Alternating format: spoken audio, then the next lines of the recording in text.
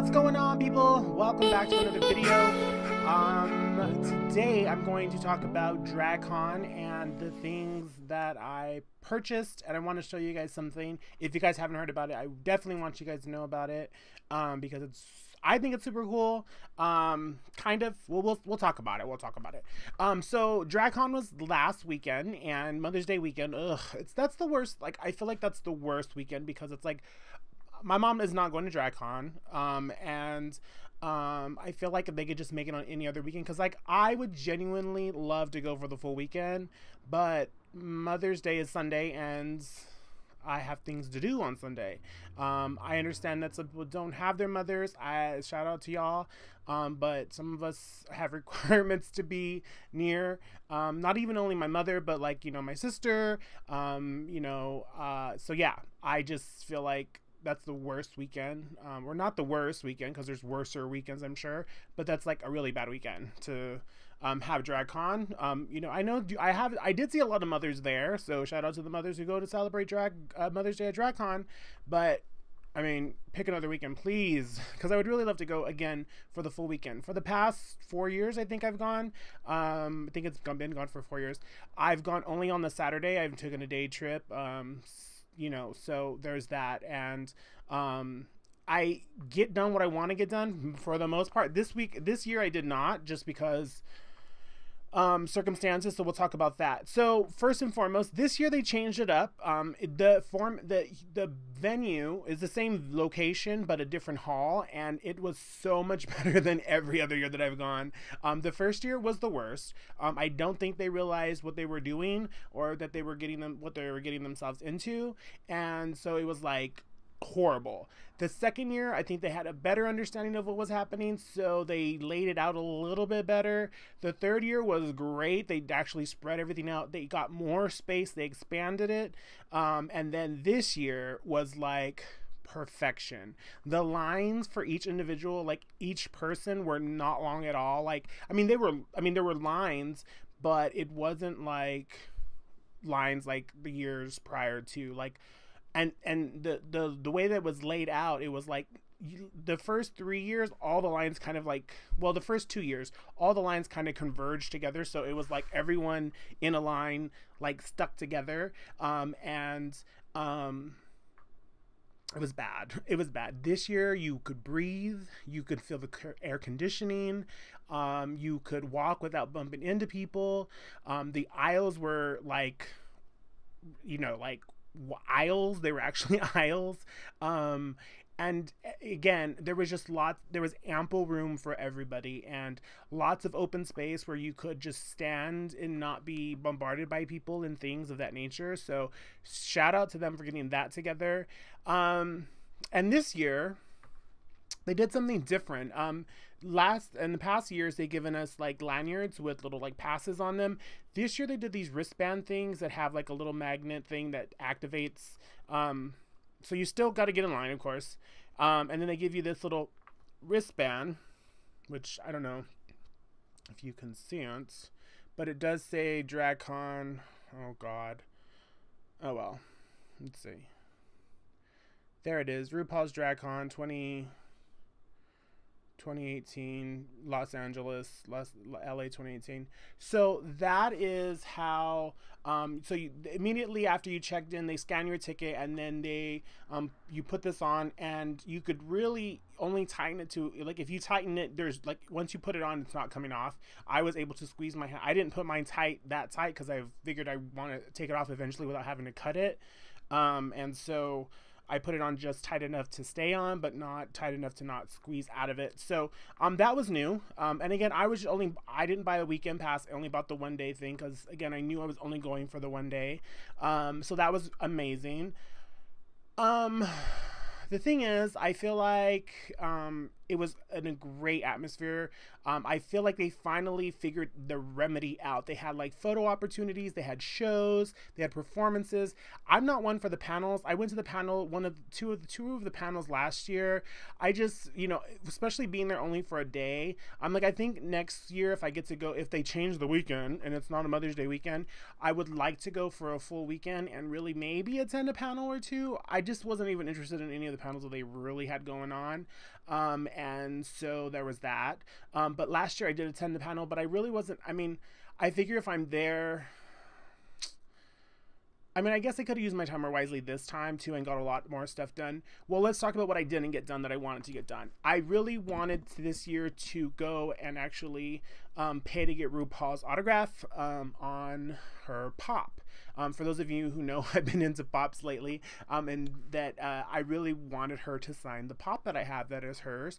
But by the time I got there, which was around noon, I guess they only book so many. So like for the morning shift, I think they did autographs only, which is like $60, and then for the evening shift they did photos only, a photo op only, and that was $80. And I didn't want a photo. I mean, no, I've met, and this is not to no, this is not shade to RuPaul, but I've met RuPaul before. I have pictures with her from a distance, just because when I did get to meet her, we weren't allowed to bring cameras to the meet and greet. But from afar, my friends were taking pictures of me meeting her when she was in her bus, hanging out her bus, and I do have her autograph and stuff already on books and t-shirts and stuff like that, but I wanted her really to sign my pop.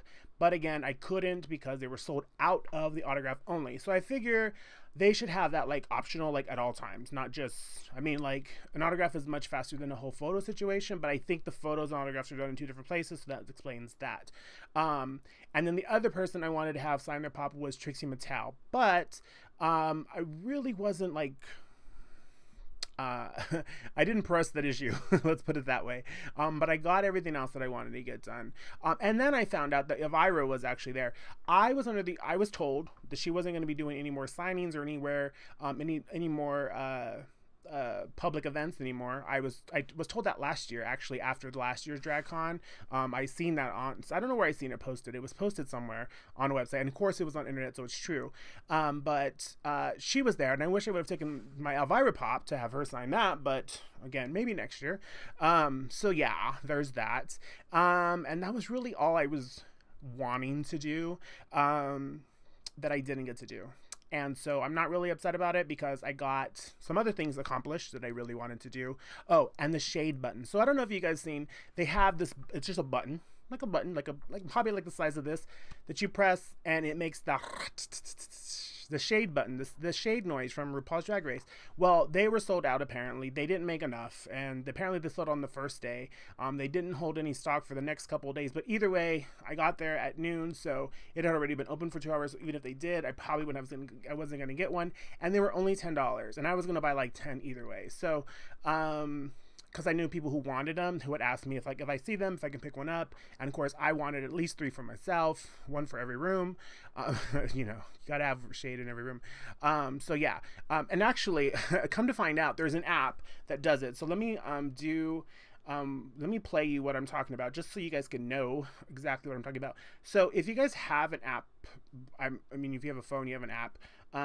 There is a shade button app like that, and all you do is, oh, I don't have my sound on because I'm recording and I didn't want it to ring. How about that? Let's try this. Turn the volume up. That. So there was an actual physical button that does. I mean, don't you want one? I mean, I want one. So at any rate, they were sold out. Maybe next year. So let's get into some of the stuff I bought, some of the things I did. I'm going to put this microphone down that I'm holding. Hopefully it continues to pick up my sound as much as I can from the distance that I'm going to be doing this. So some of the first things I bought were these pins by this artist.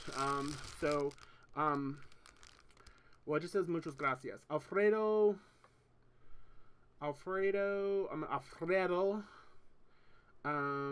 Well, I'm just going to put that up there so you guys can see. There's websites, information's there. He just apparently an illustrator. So he does some really good work. I bought 3 pins from him, just because I like the way that they look. So there's Miss Mamaru, don't be sorry, be fierce. She looks like a Barbie, and I love it. There she goes. Hey, hallelujah. There she is. So I got that one. Congratulations. And this one I really, really love. And I really only wanted this one. Well, I wanted the first one and then the second one, but they were 3 for $10 or something, or 3 for $5 or something like that. So I was like, why not? But this one I loved. And this has all the winning queens on it. Does it have Tyra on there, or did they omit her? Because you know they can be. I think that's supposed to be Tyra.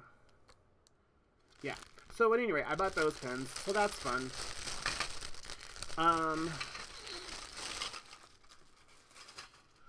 At Rupaul's booth, I bought.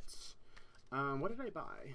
I bought the the American vinyl, which I have to go grab because I don't have it on here. Well, you guys know what vinyl is.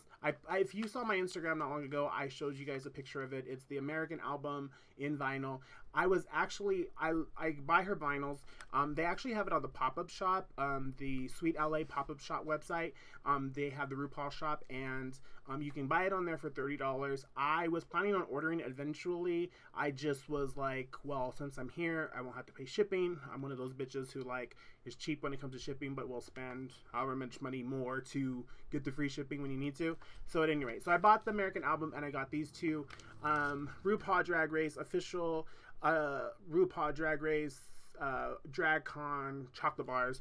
This is the same chocolate bar that they had last year, the same version, milk chocolate with coffee cream and toffee bits, but just with a different wrapping, a different label thing.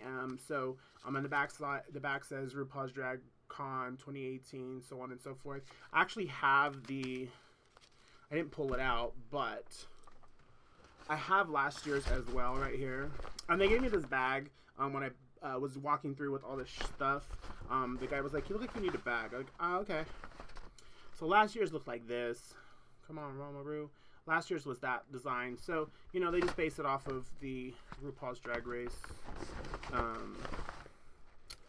look. The look of the season. Ooh.